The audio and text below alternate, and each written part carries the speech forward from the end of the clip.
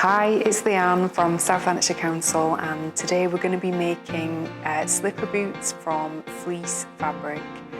So this pattern has 8 different pieces of A4 paper that have been printed out, and there's little numbers and letters around the pattern, and it's just a case now of matching up those numbers, and that will give all the pieces needed to make the slipper boots. So this is the front panel, and it's got instructions on it of how many you need to cut. So an easy way to line these up is when you've got a little grey line with extra paper on it, I'm going to cut one of the lines right up to the grey line.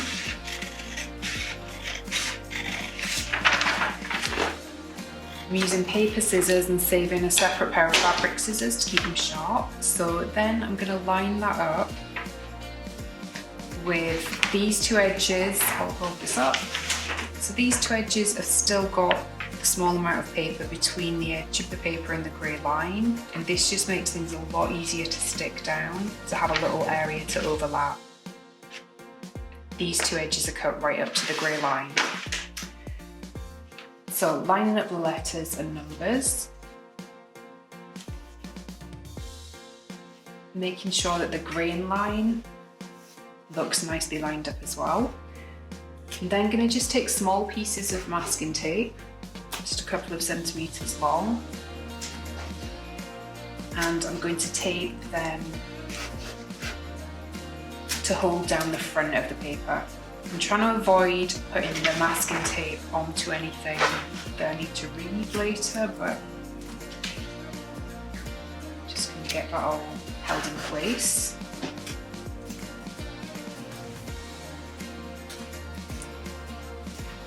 Okay, and then, so that's the front held in place. On the back, just to make sure that when you cut out your pieces, all the individual pattern pieces, what I've done is I've taped a grid of masking tape along each line. So I'll do the same for this corner here. It's not been done.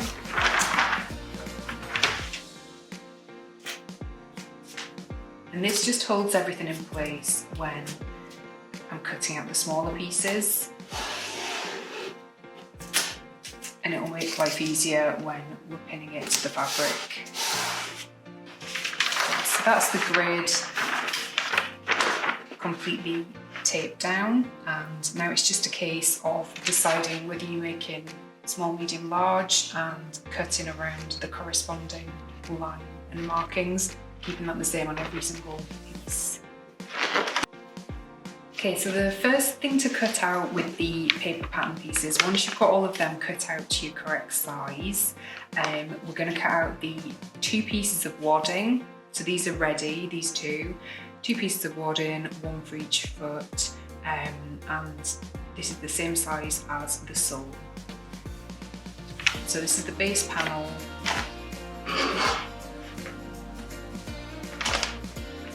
This grain line isn't as important when you're using wadding because the fabric of wadding doesn't have a grain because it's a bonded fabric. So I've placed it quite straight, but you can put it basically at any angle, just use whatever piece you have. And it's okay to use fabric scissors on the wadding. What I would advise is, though, most of the pieces of fleece we're going to cut out on the fold. This piece of wadding, although we need to cut 2 of the sole, it's quite difficult to cut through 2 layers because it's quite bulky, so I'm just going to pin and cut 1 at a time, and then you know you're going to get the right kind of shape. So just following the line carefully and making sure you don't notch the paper. Okay, so that's one of them cut out. So this is just a reminder of how the pattern pieces look. You can see that the important thing now we're going to pay attention to is the grain line of the pattern pieces needs to be facing the same direction, and it needs to be parallel to the selvage of the fabric. So I'll show you what the selvage looks like. Might be an idea before you cut these out, if you could take a photograph of this and it would show you how to condense the pattern pieces down.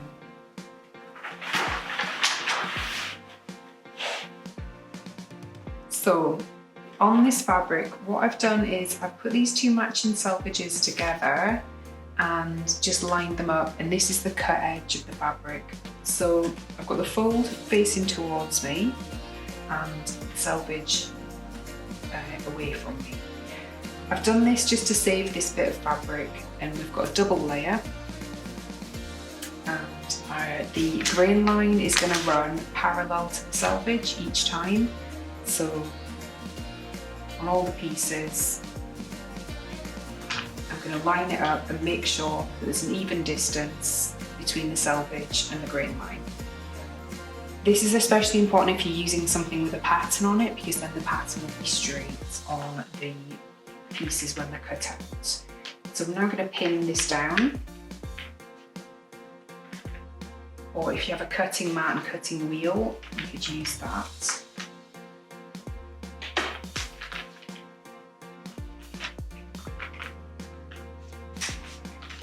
I'm just making sure I'm pinning through both layers.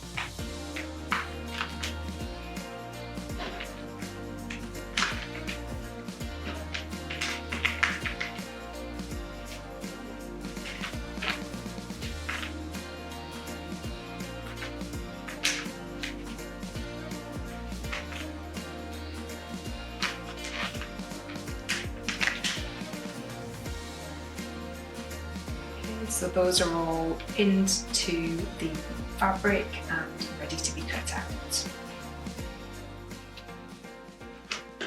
So I'm now just going to cut out the pieces, just following along the line. These are dressmaking scissors, so just used for fabric, and work all around.